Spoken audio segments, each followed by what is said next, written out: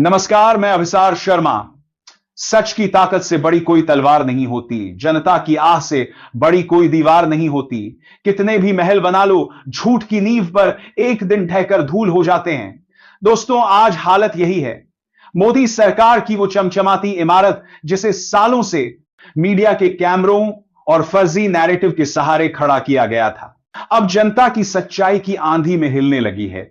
आज तारीख है 9 सितंबर और आज होने जा रहा है देश का वह चुनाव जिसे देखने के लिए पूरा भारत बेसब्री से इंतजार कर रहा है। जी हां, आज यानी 9 सितंबर को उपराष्ट्रपति चुनाव का मतदान होना है। लेकिन दोस्तों, मतदान से एक दिन पहले जो कुछ हुआ है वह अपने आप में इतिहास का सबसे बड़ा राजनीतिक ड्रामा कहा जा सकता है।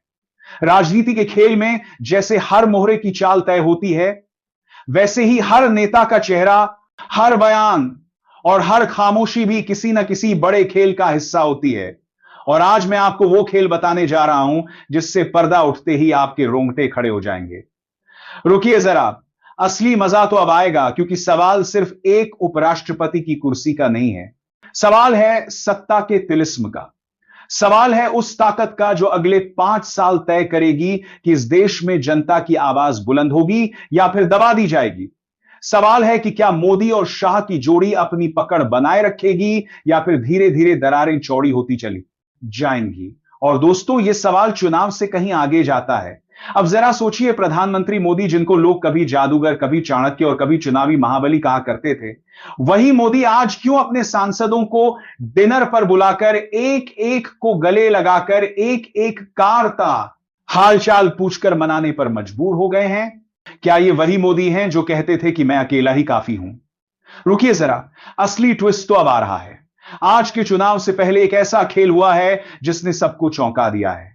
दिल्ली के गलियारों में चर्चा है कि सत्ता पक्ष के कई सांसद रातों रात गायब हो गए। जी हां दोस्तों, 8 सितंबर की रात संसद भवन से लेकर 5 सितारा होटलों तक हर जगह बस यही खुसर पुसर थी कि कौन कौन सा सांसद वोटिंग में क्रॉस वोट कर सकता है। सत्ता के गलियारों में यह अफवाह फैल चुकी है कि लगभग आधा दर्जन सांसद विपक्ष के खेमे से गुप्त रूप से जुड़े हुए हैं। और विपक्ष की तरफ से इस खेल का मास्टर स्ट्रोक किसी और ने नहीं बल्कि राहुल गांधी ने खुद तैयार किया है। अब आप कहेंगे कि राहुल गांधी वही राहुल जिनको अक्सर मजाक बनाकर प्रस्तुत किया जाता है, वही राहुल जिनको कभी पप्पू कहा गया तो कभी अपरिपक्व बताया गया। जी हां दोस्तों, वही राहुल गांधी अब इस खेल के सबसे बड़े गेम चेंजर बन चुके हैं। रुकिए जरा, मजा यहीं से शुरू हो रहा है।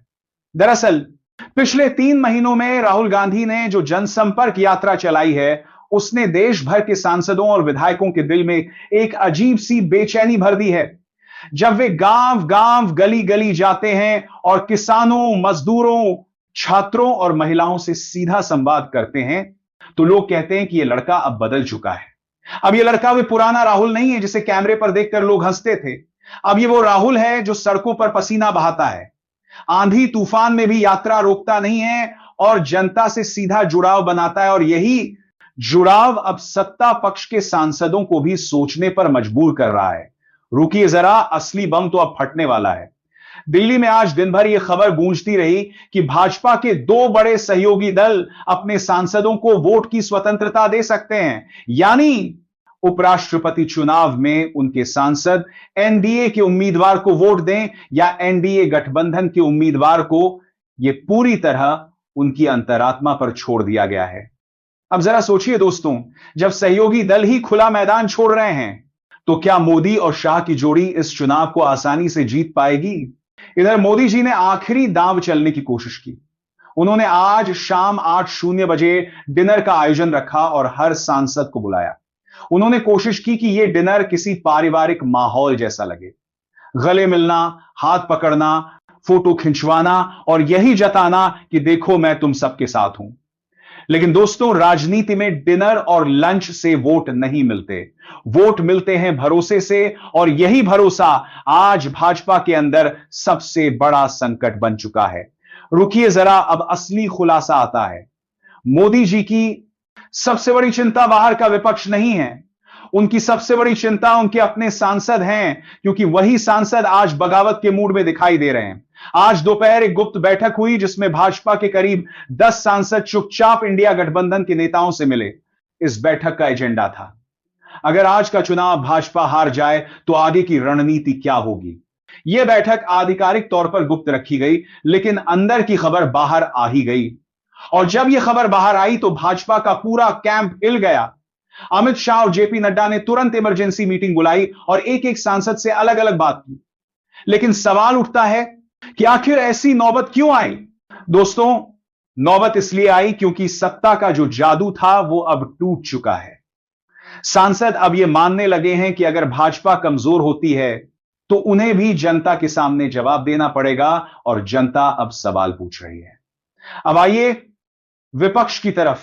राहुल गांधी आज पूरे आत्मविश्वास के साथ सामने आए। उन्होंने साफ कहा, हम लड़ाई जीतने नहीं, सच्चाई जीतने आए हैं। अगर आज हम हार भी गए तो भी जनता देख रही है कि कौन सत्ता के दबाव में झुकता है और कौन सच्चाई के लिए खड़ा रहता है।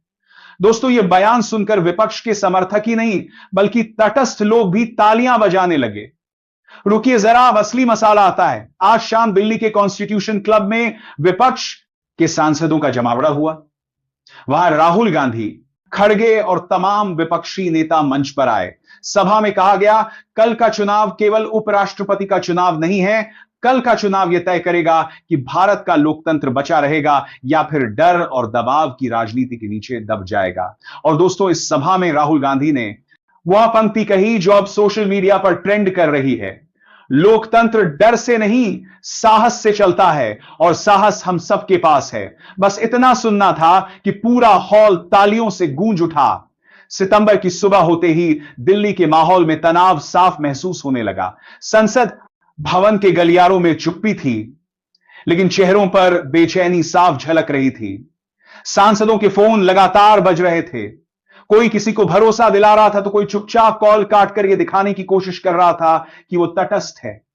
लेकिन असलियत यह थी कि हर कोई जानता था आज के चुनाव में कौन किस तरफ जाएगा, यह किसी को ठीक ठीक नहीं पता।